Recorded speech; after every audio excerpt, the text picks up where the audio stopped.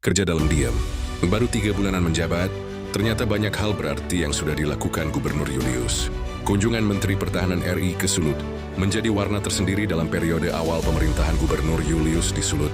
Apa yang kemudian dibicarakan lewat lawatan ini menjadi penting karena merupakan fondasi wajah baru Sulawesi Utara. Niatan Sulut untuk jadi epicentrum Indonesia di bibir Asia Pasifik mewajibkannya untuk menyusun rancangan kerja yang komprehensif, baik rencana jangka pendek, menengah, hingga jangka panjang. Satu di antaranya adalah tentang pentingnya pertahanan dan keamanan.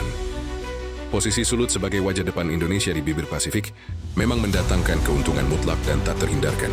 Jika mampu dioptimalkan, lalu lalangnya kapal perdagangan di kawasan perairan Sulut nantinya akan menjadi pemandangan biasa. Dan kalau ini terjadi, di mana jalur perdagangan di perairan dan atau kawasan ini makin ramai, maka penting rasanya ada semacam pangkalan militer strategis. Hal ini tentu guna memastikan kehadiran negara dalam konteks atau bentuk yang lebih lugas di kawasan perbatasan yang punya potensi ekonomi tinggi. Dan sang purnawirawan Jenderal Kopassus ini sangat serius mengerjakannya. Di satu sisi, berangkat dari kesadaran bahwa Sulut sebagai sebuah kesatuan harus kerja keras. Untuk mewujudkan setiap harapannya, maka Gubernur Julius memastikan bahwa beliau akan menghadirkan pemerintahan yang bersih dan bebas korupsi. Masih di awal pemerintahannya, beliau pun menyempatkan diri untuk menemui BPKRI. Gubernur Julius ingin memberikan penegasan bahwa fokus kerjanya adalah untuk menjamin kesejahteraan rakyat, bukan malah nyolong uangnya. Beliau berkomitmen untuk menghadirkan pengelolaan keuangan daerah yang bukan hanya transparan serta akuntabel, tapi juga punya dampak langsung bagi rakyat Sulut. Berbagai kerja lainnya yang bermuara pada kesejahteraan rakyat dan kemajuan daerah pun dilakukan. Gubernur Julius diketahui melakukan pertemuan dengan Kementerian Pekerjaan Umum RI. Hal ini untuk memastikan tak ada kendala dalam setiap rencana pembangunan infrastruktur di Sulut. Ini penting dilakukan, karena tanpa topangan infrastruktur yang memadai, apapun bentuknya, asal Sulut sejahtera dan maju rasanya akan lebih sulit diwujudkan. Hal-hal seperti menata sungai, jalan simpang susun, membangun bendungan, beragam akses jalan misalnya. Jalan tol Manado-Tomohona-Murangkaya merupakan beberapa hal ini yang menjadi topik pembahasan. Ini dipertegas kembali saat Gubernur Julius melakukan kunjungan kerja kepada Kepala Badan Perencanaan dan Pembangunan Nasional RI. Dalam banyak kesempatan, orang nomor 1 di Sulut ini berulang kali menyampaikan keengganannya kalau Sulut tertinggal jauh secara pembangunan dengan daerah lain di Indonesia. Coba tengok Makassar, majunya bukan main. Saya nggak mau Sulut tertinggal jauh, ucap Julius.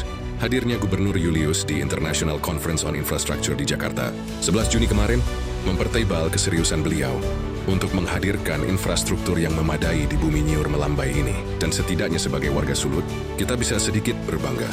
Karena posisi duduk beliau di pertemuan tersebut ada di barisan paling depan bersama orang penting lainnya. Ini bisa jadi signal bahwa dalam konteks pembangunan, Sulut begitu diperhatikan. Kita harus pastikan ada banyak infrastruktur strategis dibangun di Sulut. Karena tumbuh tidaknya ekonomi bergantung juga di situ. Dia mampu memangkas kesenjangan harga yang terlampau jauh, mampu menumbuhkan lapangan pekerjaan baru, serta juga membuka peluang ekonomi baru, tegas Purnawirawan Jenderal Kopassus ini. Sektor pariwisata juga masih jadi skala prioritas. Terpotret orang nomor 1 di Sulut ini datang menemui Menteri Pariwisata RI. Dalam pertemuan itu yang dibahas bukan hanya lokus wisatanya saja, tapi juga keramahan warga. Kita ingin buat Sulawesi Utara sebagai salah satu destinasi utama pariwisata Indonesia, tapi bukan hanya karena keindahan alamnya, melainkan juga karena keramahan manusianya dan kekayaan budayanya, ujar Julius.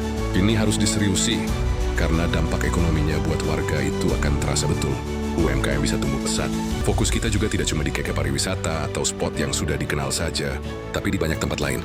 Banyak lokasi indah di Sulut yang tersebar dari ujung ke ujung, bahkan mungkin ada yang belum dieksplorasi, sambung Gubernur Julius.